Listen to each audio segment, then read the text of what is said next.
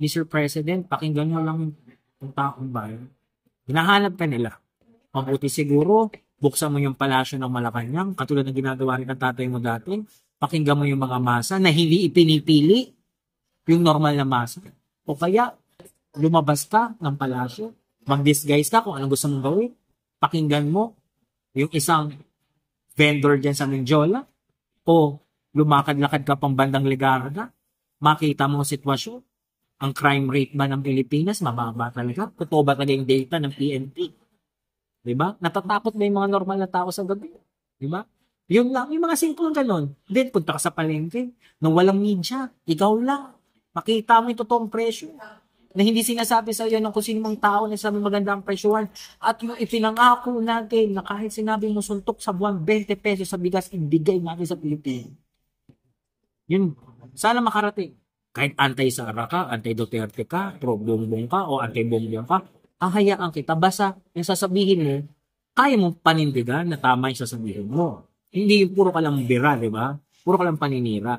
Kasi may darating na sinabi ko, politiko ko, darating yung panahon na sisingilin ka niyan. At sana matauhang ka, o kayo, na naninira kayo, matauhang kayo, na darating ang panahon, sisingilin din kayo sa mga maling sinabi ninyo. Pero kung tama, panindigan mo yan. Dapat itayo mo yan dahil kung kakamali talaga sila, batikusin natin sila dahil sila public official. May utang na loob sila sa atin dahil hinalan natin sila. At pera natin ang ginagamit nila sa mga proyektong ginagawa nila ngayon. Taxpayers money yun. Accountable sila dun. Nung panahon ni Pangulong Duterte, open lahat. No? Ng lahat ng criticism. Okay. Kay President Duterte, pero tayo ay DBS, syempre, kina-counter natin ng tama, accurate na ng mga info, di ba? Yung pagbanat, nasa parte talaga ng demokrasya, hindi mo replace ang lahat. Laging may pro, may anti. Pero yung pino-point out ko lang sa pagbanat, ito lang, yung totoo sana, yung totoong banat, na kayang bigyan ng ebidensya, na kayang tigasan at tindigan na itong banat ko sa iyo, meron akong ebidensya, patunayan mong mali. Hindi yung gumagawa tayo ng speculations. Na yung mga ibang nanonood, yung mga followers ninyo na ituring nyo sana silang pamilya. Kasi hindi yan dahil ang followers mo nagkakapera ka, kundi pamilya mo. Bakit? Kasi kung wala sila, wala kang YouTube, wala kang Facebook, wala ka sa social media. Apakaswerteng na nga lang ilan eh. Hindi na sila, well, iba kaya ako, yun na lang yung gano'n lang yung tampo ng mga mainstream. Yung mainstream, bago nila nakuha yan, bago sila kahawak ng microphone, napakahabang proseso. Nag-aral pa sila ng 4 years course nila ng journalism, ng broadcasting. Pero ngayon, may technology, hawak mo lang telepono, mag-live ka lang, may makikinig na sa'yo. Uunawain yung gusto mong iparating. Diba? Yan yung demokrasya. Pero yung maninira ka, gagamitin mong demokrasyang karapatan mo para manira ka ng mali, na para may i-please ka lang, sobrang mali. Alam ko maraming babasyan mamaya, babalatan kayo niya. Kasi ano yan, ganyan. Una sa lahat, walang masamang banatang. Walang masama na purihin. Na purihin ka. Pero ang pinakamasama dyan, kung ikaw hindi mo tinatanggap yung pagkakamali, si Vivi Sara naman, si Senator Amy, o lahat ng politiko, alam nila, minsan, may mga mali din silang nagagawa, kaya nga pinakikinggan nila yung sentimento ng tao. Pero yung, kasi napapansin ko ngayon yung inaatake ka ng personal mo, yung maayos yung mukha mo, gagawin ka ng para kang gagawin kang clown, o kaya sisirain yung mukha mo, dahil sasabihin ganito, ganyan, sinungaling, ganyan, ganyan. Kilabutan sana sila. Kasi, ngayon nagagawa mo yan. Darating ang panahon, based on my experience din. Ganyan, pero mas sinasabing ganyan ako, pero yung maanghang na salita, nagawa ko rin dati. Tapos, all of a sudden now, nagsisi ako, kasi sana, kinausap ko siya na maayos bago ako nagsalita ng kung ano-ano. Pero ngayon, hindi na kami maging okay kasi, para sa kami nagkaroon ng sama ng loob. Ganon din ang ginagawa niya, nung mga iilan ngayon.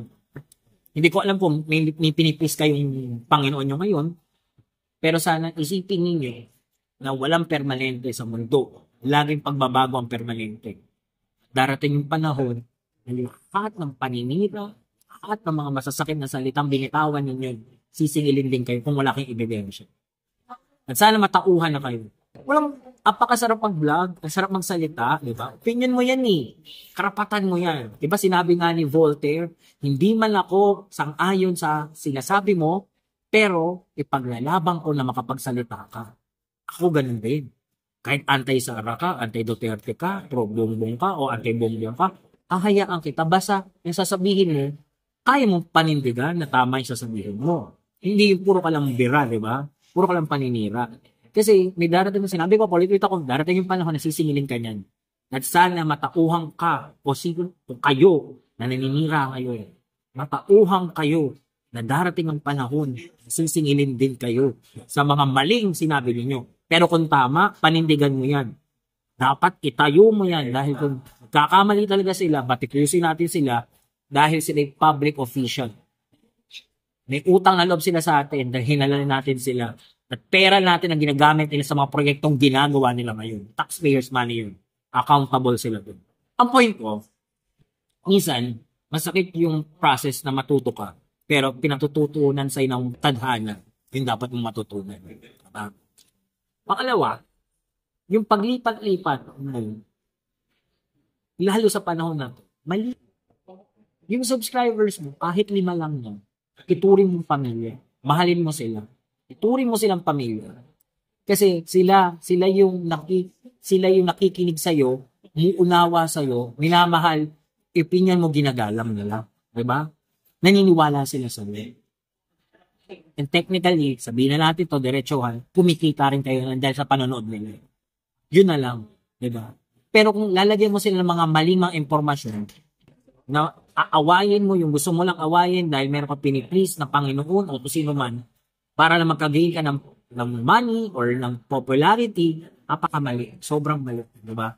Ako, yun lang ang ano ko, sana mabuksan yung pag-iisip nila. Walang permanente sa mundo. Kung ulit-ulit ako, ang permanente lang pagbabago. Tandaan po natin, masakit man sabihin, ako rin po, hindi ako sobrang loyalista, pero mahal ko po si Apo. Kahit hindi po ako nabuhay na buhay si Apo, nakikita ko po, yung pagkabata ko lang, kahit po ano pong binabasa kong libro ng anti-Marcos, hindi ko siya pinaniniwalaan dahil nagre-research ako. May mga nagawa po si Apo Lakay. Kaya ganyan lang po ako rin kay Apo Lakay.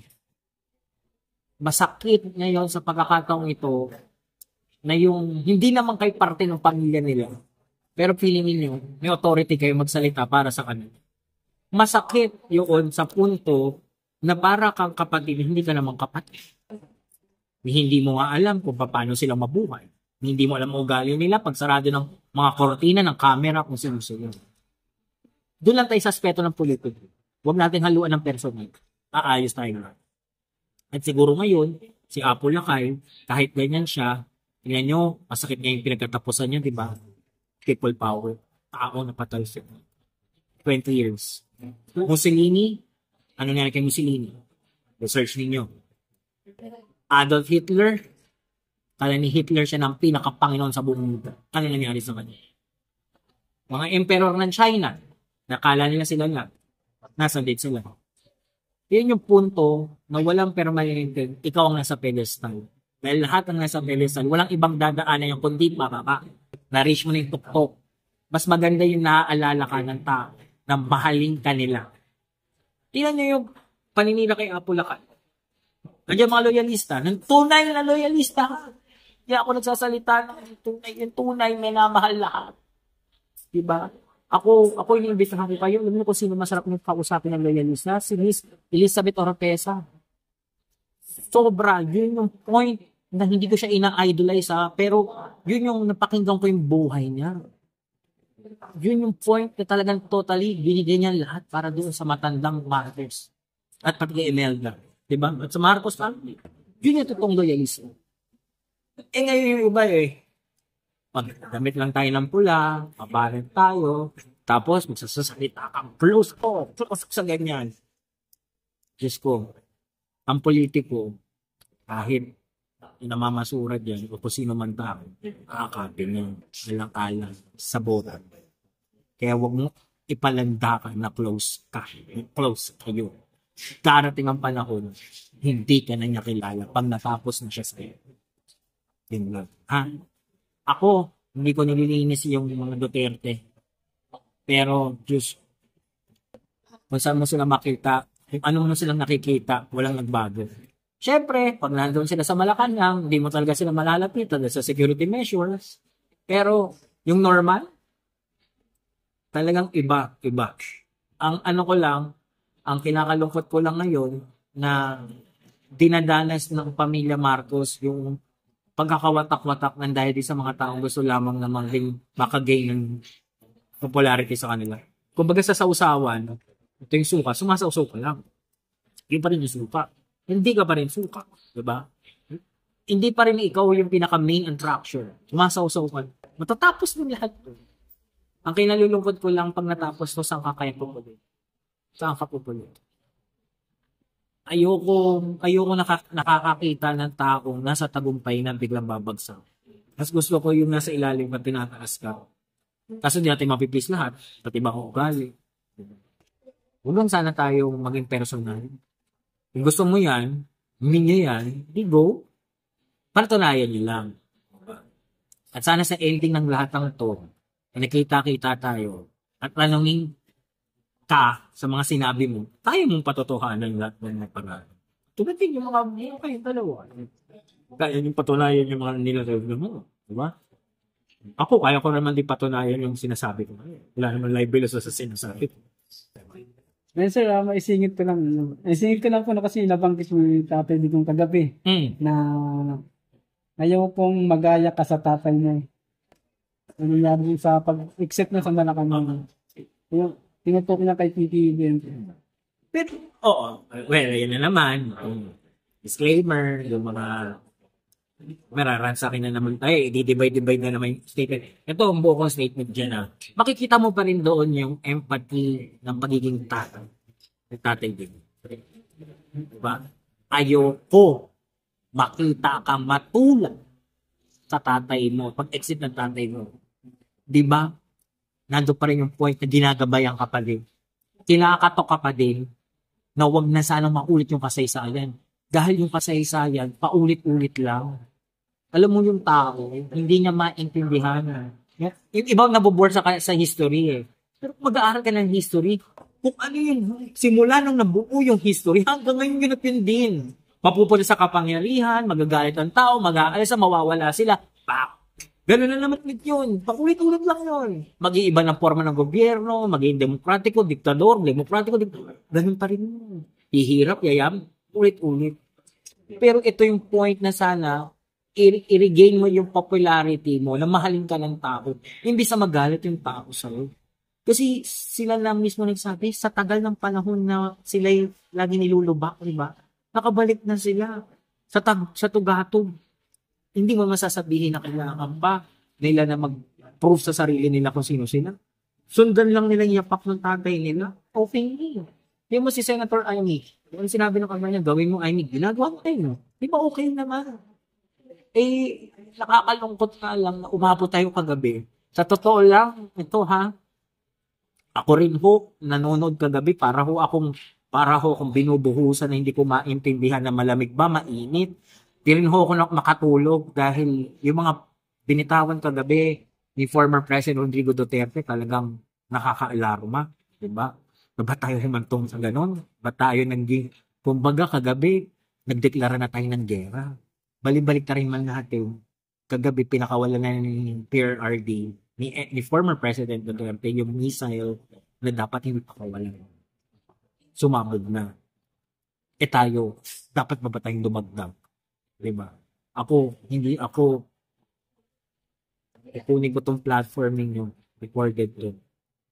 Never, supporters ni Mayor Sara or ni VP Sara ang magtatawag ng resignation ng PBBM.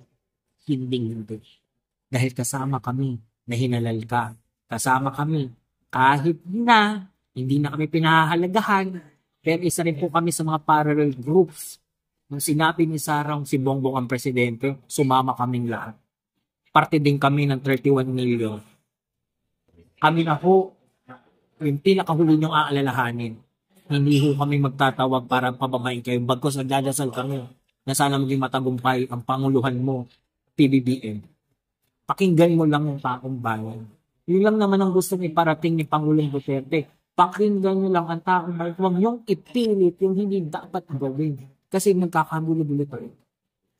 Napakagulo na lang bansa natin. Marami nang nagugulo.